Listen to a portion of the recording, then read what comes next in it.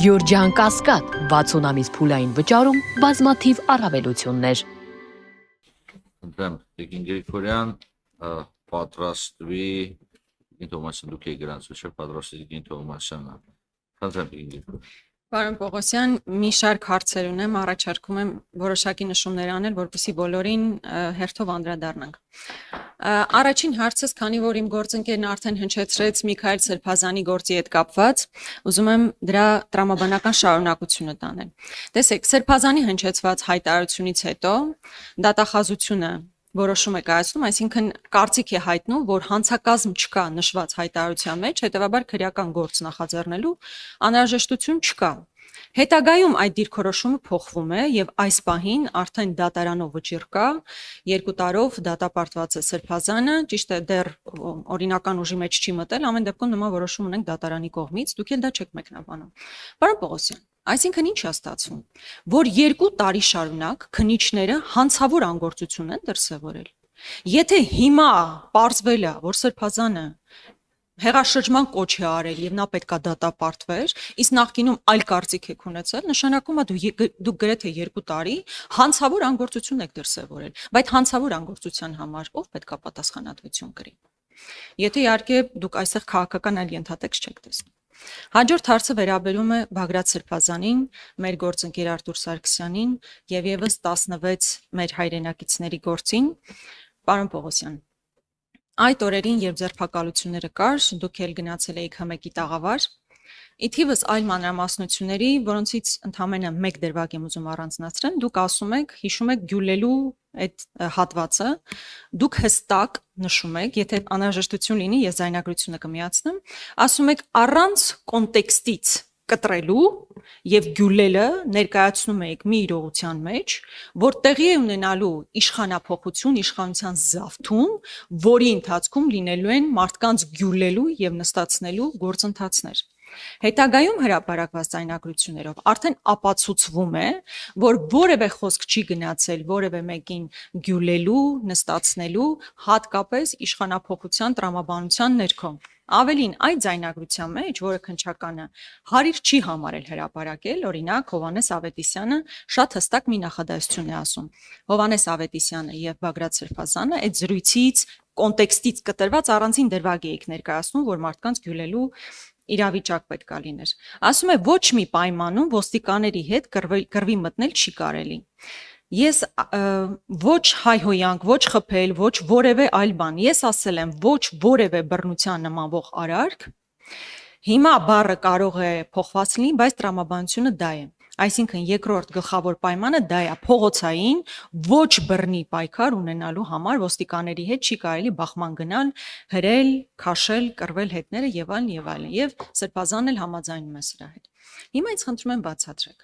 Երբ որ դուք դա հրապարակային ասում եք, երբ որ ասում եք կոնտեքստից կտրած չի այն, որ մարդիկ պատրաստվում էին իշխանության զավթում իրականացնել, մարդիկ Գյուլելու միջոցով։ Հիմա դուք այս իրավիճակում ինչ պատասխան եք տալու նախ եւ առաջ մեր հանրությանը։ 18 անձեսպային կալանավորված է, դուք պատասխանատու պաշտոն զբաղեցնելով, ունենալով ամբողջական ինֆորմացիա ձեր ձեռքի տակ, որովհետև ես դժվար եմ պատկերացնում, որ ձեզ ամբողջական տեղեկատվությունը չի տրամադրել։ Դուք վստահաբար ունեցել եք այս ամբողջը ձեր ձեռքի տակ, բայց նախընտրել եք քաղաքական ենթատեքստով, քաղաքական դրդապատճառներով, ընդհանրապես մի նախադասություն հանել եւ ժողովրդին ահաբեկել, որ այս մարդիկ պատրաստվում են Ժորժ ջան ձեզ Գյուլել, ձեզ գնդակահարել, նստացնել միայն իշխանություն վերցնել։ Հիմա այս պարագայում դուք պատրաստվում եք նախ եւ առաջ ժողովրդից ներողություն խնդրել, եթե չէ, խնդրում եմ բացատրեք, թե ոչ կոնտեքստից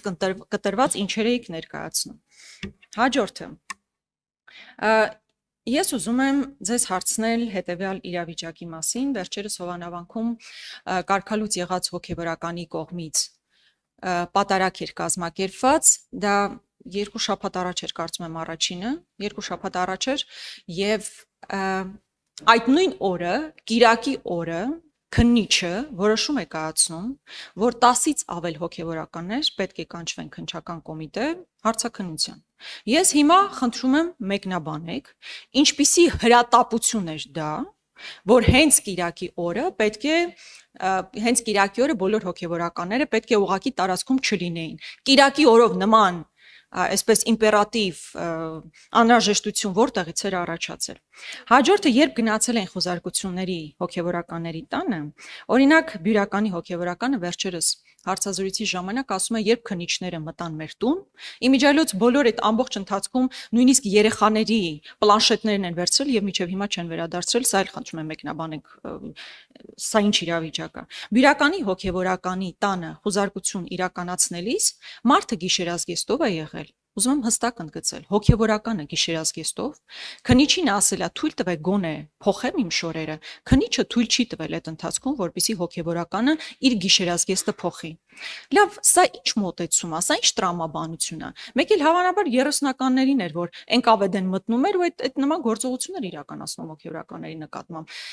Երբ որ ասում եք քնիչը ինքնուրույն է իր որոշումներ կայացնելում եւ այլն, այսինքն այդ քնիչը մտածել է, որ հոգևորականը եթե իր գիշերազգեստը փոխի, հետո նստեն խոսելու, այդտեղ մեծագույն ողբերգություն էր տեղի ունենալու։ Կամ բռնագրավված այդ պլանշետները երեխաներին վերադարձն, ինչու մինչեւ հիմա չեն վերադարձվել։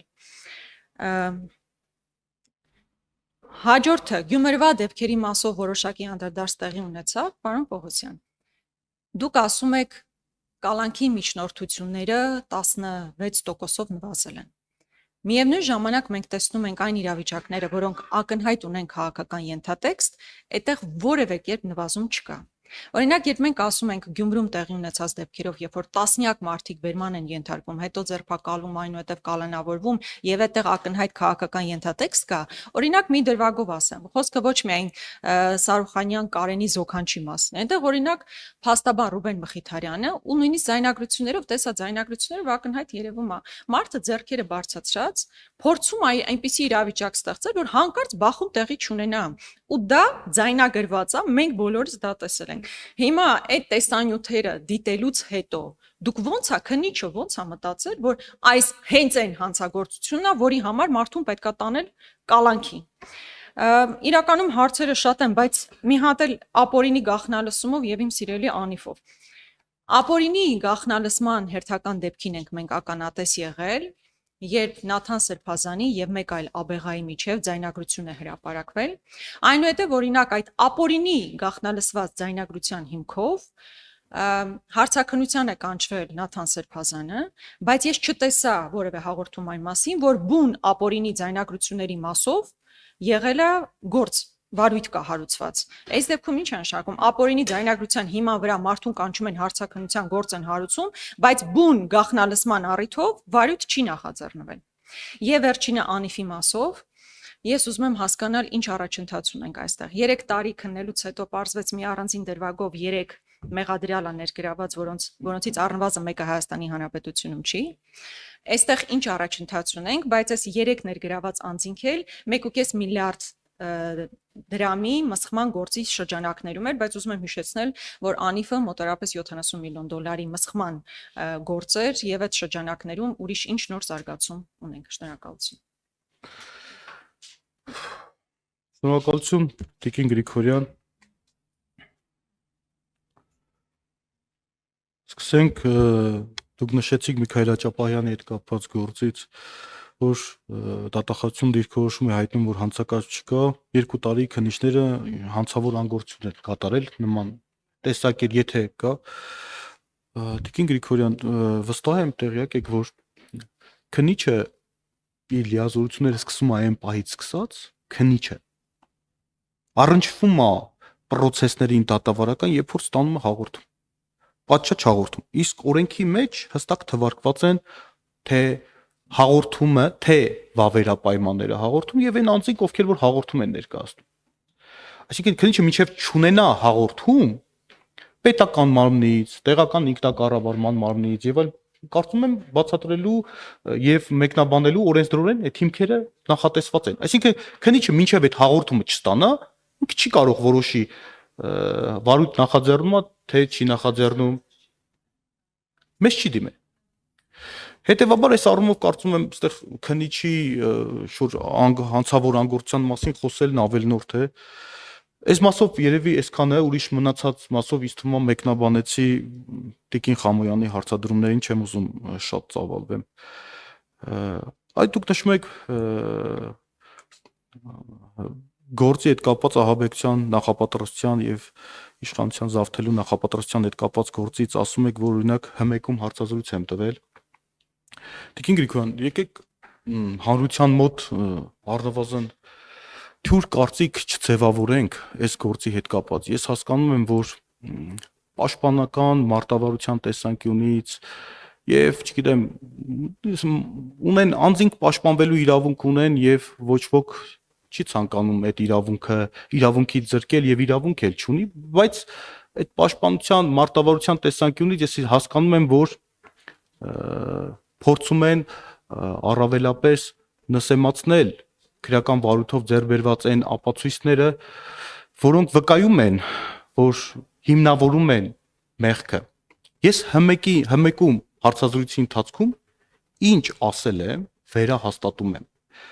Դուք այսօր կենտրոնացել եք գյուլելու դրվագի հետ։ Չէ՞։ Ասում եք, ում ի նկատի ուներ, ում էր ուզում։ Սկզբից նշեցին, որ էդի սկզբից նման տեսակետ, որ դա ինքը չի խոսում։ Հետո պարզվեց, որ ինքն է խոսում։ Հետո գյուլելը սկզբից չէին հիշում, թե թիրախը ով էր։ Հետո հիմա մեկնաբանում են, որ այդ գյուլերը տեսականորեն, երբ որ օրինակ, չգիտեմ, իշխանությունը զավթվեր, կոնկրետ անձանց այս ձևով պետք է պատժվեր։ Հիմա ինձանից ինչ եք ուզում, այդ գյուլելու, չկներեք, ես ավարտեմ էլի։ Այդ գյուլելու թիրախների, փնտրտուքների մեջ ենք հիմա մենք։ Թե ում պետք է գյուլեին պատերի տակ։ Ես հիմա ձեր հարցին ինչ պատասխանեմ։ Եղել է, չէ, ճշմարտությունն եմ ասում, եղել է նման խոսակցություն, պատերի տակ գյուլելու։ Եղել է այդ խոսակցությունը, թե չէ։ Եղել է։ Կամ դուք, Տիկին Գրիգորյան, ի վերջո, լավ, հասկանում եմ, որ մարդիկ ամեն գնով ուզում են պաշտպանվեն։ Մենակ գյուլելու խոսակցությունն եք վկայակոչում, բայց այն մյուս խոսակցությունները, ախր դուք տեղյակ եք, որ տեղյակ եք այդ գործով, որ իրանց ձեռքով գրած ապացույցներ կա, որ արարքի որակումը ինքը իրան տվել է։ Ահաբեկչություն, հենց այտենց պլանավորված ահաբեկչություն։ Այ կհետազոտվի, դրա համար ես չեմ ուզում առաջ ընկնեմ, խնդրում եմ, ես չեմ ուզում հրապարակային դատաքննության ժամանակ, սխեմաներով, այո, ահաբեկչական բառացի եմ ասում, ահաբեկչական գործողություն, խուզարկությամբ հայտնաբերված, գնացեք հարցրեք, թող պատասխանեք, որակումն էլ են նույնիսկ իրանք տվել, թե ոնց են զավթում, գրավում, բառերով ասեմ, գրավում, ոստիկանության շենքերը, թե բառացի եմ ասում, չեք հիմա ընչի եք մեր հանրության մոտ, ուզում եք սենսացիա եք ուզում ինձանից, հանրության մոտ անես տպավորություն ստեղծում, մեկը խոսում է ձվածեղ սարքելու մասին, ինչի եք նսեմացնում այս գործը, հավաստիացնում եմ ձեզ, ամեն ինչ ժամանակին, հրապարակային դատաքննության ընթացքում, այս բոլոր հարցերի պատասխանները կստանաք եւ կհամոզվեք, որ քննչական կոմիտեի նախագահան ինչ որ ասում էր, ճիշտ էր ասում, մի բան էլ քիչ է ասել, չեմ բացել շատ փակագծեր, եթե ուզում եք ձեզ առանձին կարող եմ ցույց տալ, եթե ուզում եք, ցույց կտամ։ Հաջորդը, այս մասով այսքանը վերահաստատում եմ, նշում եմ նորից, որևիցե բան կոնտեքստից չեն կտրել, որևիցե հանգամանք, ինչ ասում եմ վերահաստատում եմ, եւ ավելին, ես տեղավորվել եմ այն շրջանակներում, որ մարդիկ ամիսներ շարունակ խոսակցություններ են ունեցել, ամիսներ շարունակ, խոսել են, չգիտեմ, կենցաղային հարցերով, չգիտեմ, տարբեր հարցերով, հիմա այդ խոսակցությունները պետք է մենք որոշակի ձևաչափով հանրությանը ներկայացնեինք, օրինակ, ինչ-որ սեմ ժամկետային սահմանափակումներ, դրա համար մենք փորձել ենք այն հատվածները լուսաբանենք, որոնք որ ըստ էության մեզ համար կարևոր են, բայց դա չի նշանակում, որ միայն այդ խոսակցություններն են, դա շատ խոսակցություններ կան, Տիկին Գրիգորյան, վստահ եմ, հանրությունը հրապարակային դատաքննություն է գնալու, այդ բոլոր հարցերի պատասխանները կստանան, ես նորից եմ վերահաստատում, որ այս գործը իր բնույթով, ստեղ ուղղակի բարոյականության շրջանակներից եւ այլնի մարդ պետք է սուտ չխոսա, նույնիսկ հոգեվորական է, առավելապես հոգեվոր, պետք է սուտ չխոսա,